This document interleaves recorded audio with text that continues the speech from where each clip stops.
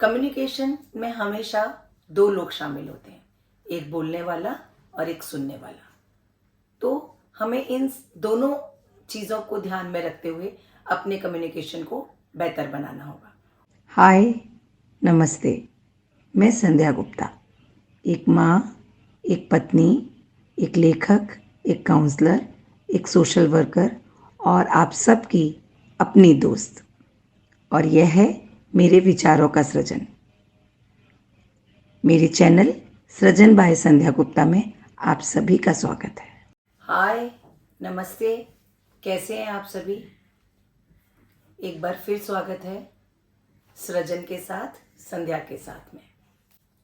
इस बार का टॉपिक है बेटर कम्युनिकेशन कैसे करें। उसके लिए सबसे पहले आपको ध्यान रखना चाहिए कि आप बोलने से पहले सुने कि सामने वाला क्या कह रहा है। उसको सुनने के साथ साथ उसकी बॉडी लैंग्वेज को भी ऑब्जर्व करें कि जो वो कह नहीं रहा है लेकिन कहना चाहता है, तो वो किस तरह से उसकी बॉडी लैंग्वेज के माध्यम से आपके सामने आ रहा है।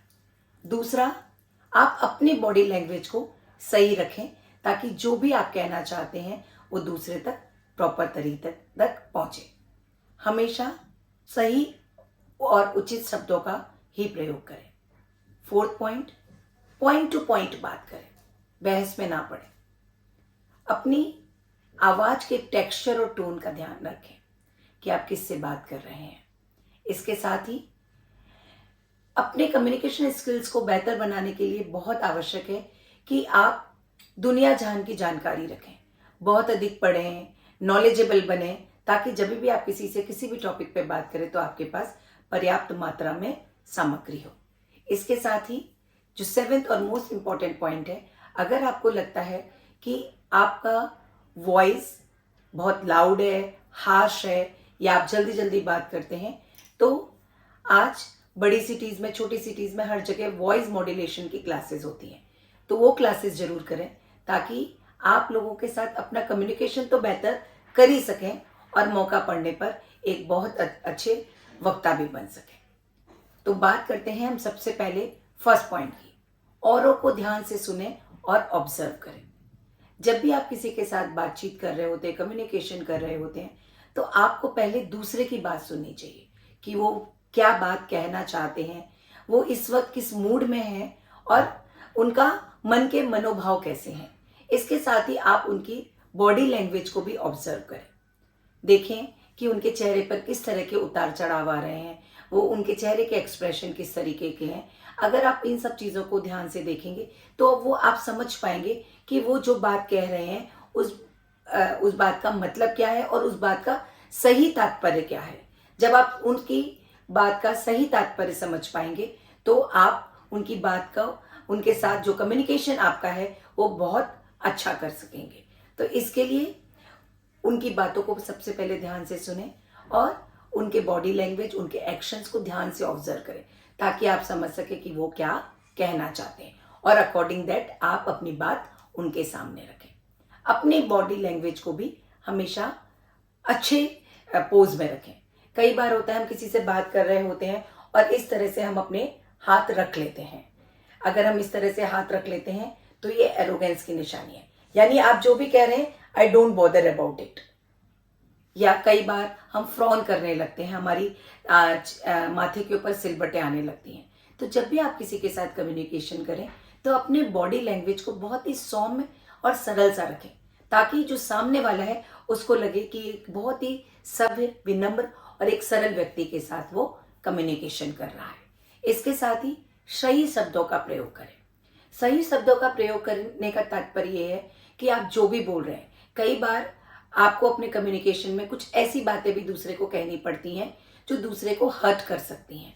लेकिन यदि आपके शब्दों का चुनाव अच्छा है तो आप अपनी नकारात्मक बात को भी बहुत पॉजिटिव तरीके से दूसरे वाले को कन्वे कर सकते हैं। इसके लिए आपको अपनी वोकैबुलरी को बढ़ाना होगा, आपको अधिक से अधिक पढ़ना होगा ताकि आपके शब्दों का शब्दकोश और अधिक विस्तृत होता चला जाए और मौका पड़ने पर आप सही, उचित, सकारात्मक शब्दों का प्रयोग कर सकें।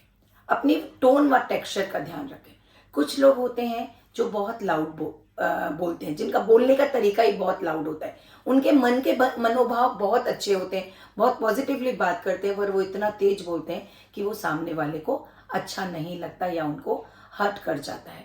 तो आप हमेशा याद रखें, ये देखिए कि आप किस उम्र के व्यक्ति से बात कर रहे हैं, आप किस टेम्परामेंट के व्यक्ति से बात कर रहे हैं, और अपने भाषा की, अपनी बोली के टोन को थोड़ा मध्यम रखें, टेक्सचर को बेहतर बनाएं।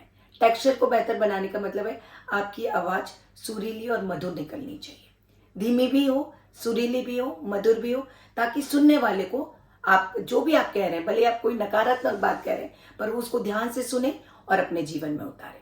इसके साथ ही आपको बहुत अधिक ज्ञान अर्जित करना होगा, अपने आप को बहुत पढ़ें, न्यूज़पेपर पढ़ें, इंटरनेट पर जाएं, जो भी आपके समसामयिक विषय चल रहे हैं उनके बारे में जानकारी हासिल करें, ताकि आप जब भी किसी के सामने खड़े हो, चाहे वो आपसे उम्र में बड़ा हो, चाहे आपसे उम्र में बड़ा हो, चाहे बहुत अधिक बुद्धिमान हो, किसी भी टॉपिक पर बात हो, उस टॉपिक पर आप अपनी बात रख सकें। और एक चीज़ और हमेशा याद रखें कि अगर आपको ऐसा लगता है किसी ऐसे टॉपिक पे आपको कम्युनिकेशन करना पड़ रहा है जिसकी जानकारी आपको नहीं है, तो विनम्र होकर आप ये कह सकते हैं कि मुझे इस विषय की कोई जानकारी नहीं है, तो इस विषय पर मैं बात करने में असमर्थ हूँ। इसके साथ ही जो मोस्ट इम्पॉर्टेंट पॉइंट है कि अगर आपको लगता है, कोई लोग बहुत जल्दी जल्दी बात करते हैं, कुछ लोग बहुत स्लो बात करते हैं, कोई इतनी जल्दी बात करते हैं कि वो क्या बोल रहे हैं समझ में नहीं आता, कुछ लोग इतने स्लो बात कर रहे होते हैं कि वो क्या कहते हैं कि सामने वाले को बहुत ध्यान लगाकर सुनना पड़ता है।